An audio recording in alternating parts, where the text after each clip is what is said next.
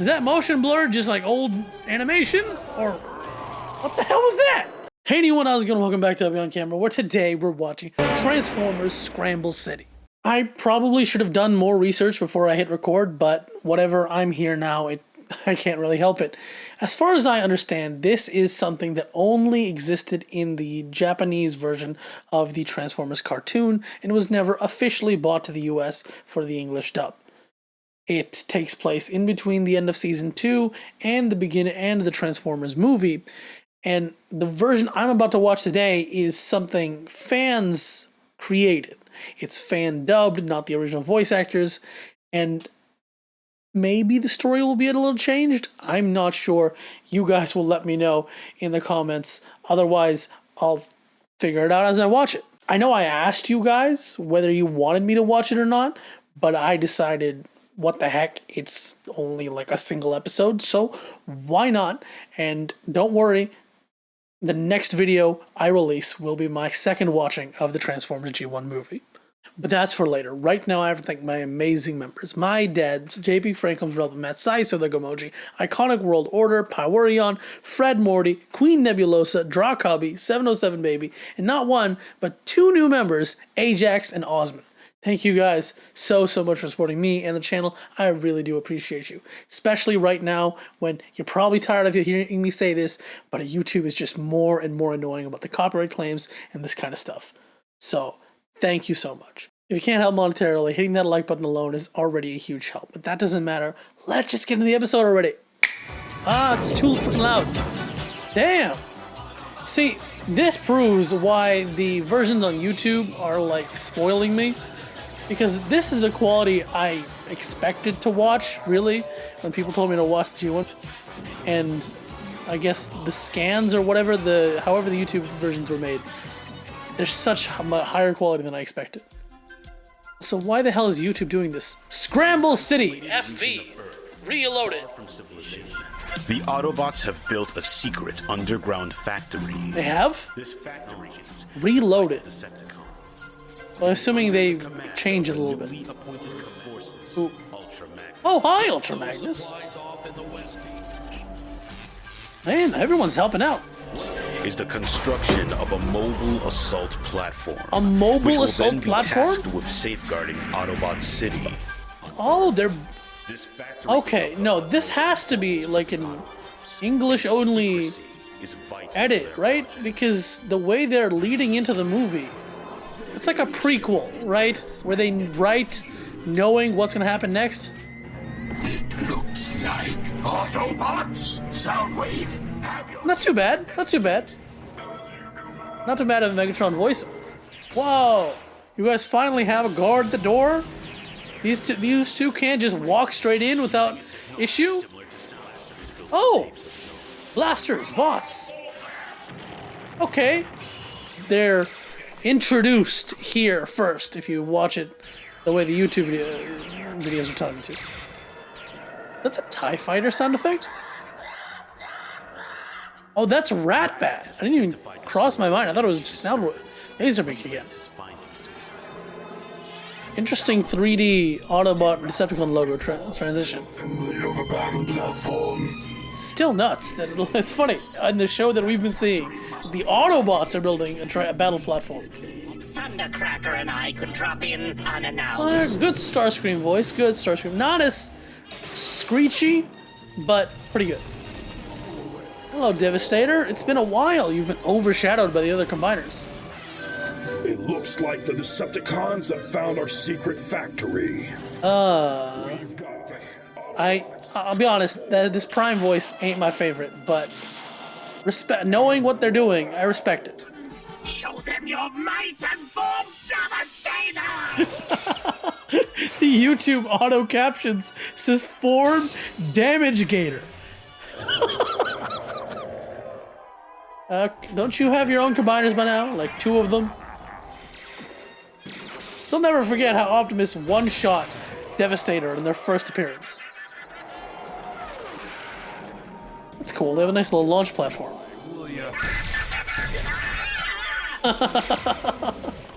Decepticons! Ah, yes. A solid, screechy retreat. You failed me again, Starscream. Why the hell didn't you go? The Autobots are building a freaking battle platform, and you decide to send Starscream. It's your fault. Forget this, Megatron. None doesn't matter what you remember or forget, Starscream. You're dead. You're pretty much already dead. Oh damn! We're calling the Stunticons in too, and they can succeed where the Devastator just ran away. Ooh, that's cool. Everyone's got fancy launch platforms now. Not exactly a launch platform, but garages. Come on, planes! You shouldn't be talking down that easily. There are 5 of them. Don't get outshot. Aerial bots transform. Phase 2. That was kind of lackluster. That was extra. Bro, what was it? All that extra animation. That was some Megazord assembly animation right there.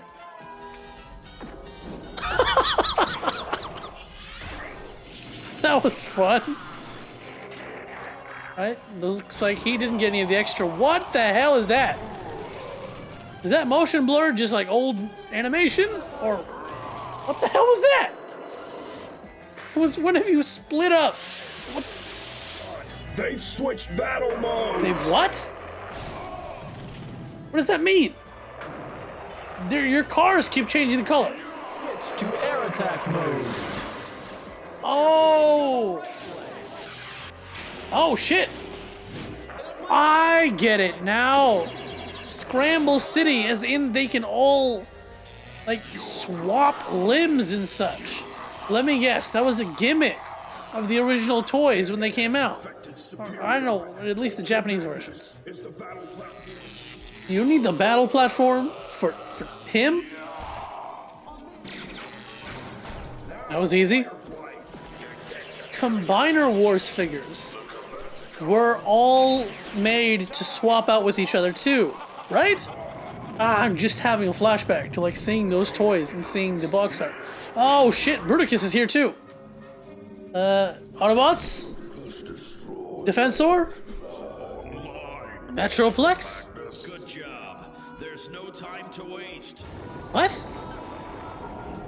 Metroplex was introduced here in the Japanese version. I'm gonna be honest with you though. I like the idea of large Titan Transformers, but I've never been a fan of the toys. It's one thing if it turns into like a vehicle, but I just am not. Oh, you launch from him, huh? But it just feels so weird to have a city former. I guess I just got too old, and so any kind of big playset thing wasn't interesting. With the Autobots' usual regard towards all life, or not. That's what I was thinking. All life? What do you mean all life? That thing is destroying everything. What's taking Ultra Magnus so long? Well, they decided to roll because their battle platform can't fly for some reason. There's a lot of where left to run, man. Big boys here. Hello, Metroplex. Y'all seen the giant, like, coffee table sized Metroplex?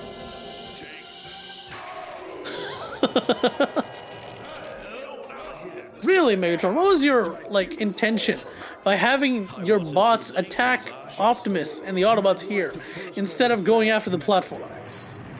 What the frick is that? No, seriously, what's happening? What is it? Trypticon! By the Matrix. Of course. Because of course. Megatron's like, haha! How dare you make your own giant thingamajig? I have my own giant thingamajig. Finish them once and for all. Metroplex, how useful for you that you get someone to fight in your size class. Immediately. My only experience with Trypticon is the video game. I think same with Metroplex, the War for Cybertron video games. What was it like? Metroplex heeds the call of the last Prime, and then like he like smashed Megatron at some point. And Trypticon, I don't know. I just remember he was a boss fight, and then I remember that he was like, Megatron tricked him and turned him into the ship. And technically, because aligned... Are you saying something?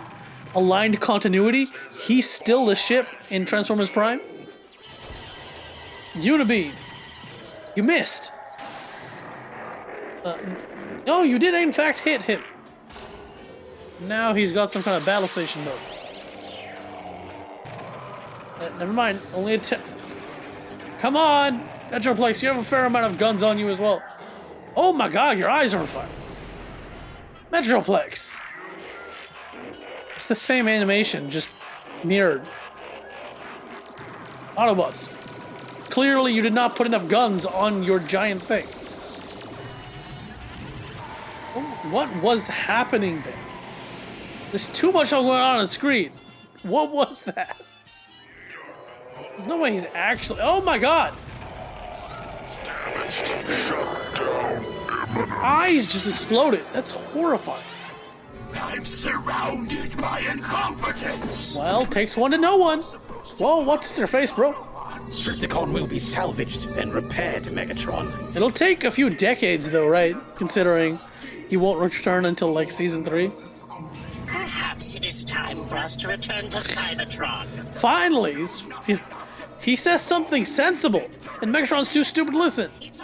And I'll personally tear you apart. Technically, you won't. Galvatron will, but, like, you don't even have the privilege of sharing the same voice actor, I don't think. Hello. Prepare to welcome us home, Shockwave. Really? The descent. Took you long enough. You're the Quintessons, right? Hello. That can't be from Scramble City, right? They used that footage from something else to like make that kind of future tease, I'm just gonna assume. What planetary I'll defense? set up 2 bases on Cybertron's moon. Okay, yeah, no. Attacks will be staged. I would be interested to see like what parts belong to the original Japanese version, what doesn't. Don't worry, I'm gonna go press the advantage against Megatron and be stuck on Cybertron's moons, fighting the war for at least another decade. Goodbye! Well, that's it. Well, that was Transformers Scramble City F.V. Reloaded. You know, see, I should have at least found out what the hell F.V. stands for before watching this. Thanks for letting me know. It's at least one of you probably will, but that was fun. Absolutely, I could tell that this English version, this reloaded version, was meant to serve not only to bring that Scramble City footage over to the US and give it a kind of English dub for English watchers to watch, but whatever, but like, as well as they decided to like make it into a more connective tissue between Season 2 and the G1 movie. I'll get into it more in the G1 movie video, but like, there is no connectivity between how Season 2 ended and the beginning of the movie, right? It's just like, oh yeah, the Decepticons just kind of left. We're in the future now. They had a kid, right? Whatever, I'll get onto it later, but I like this. It gives a little bit more of a gap filler.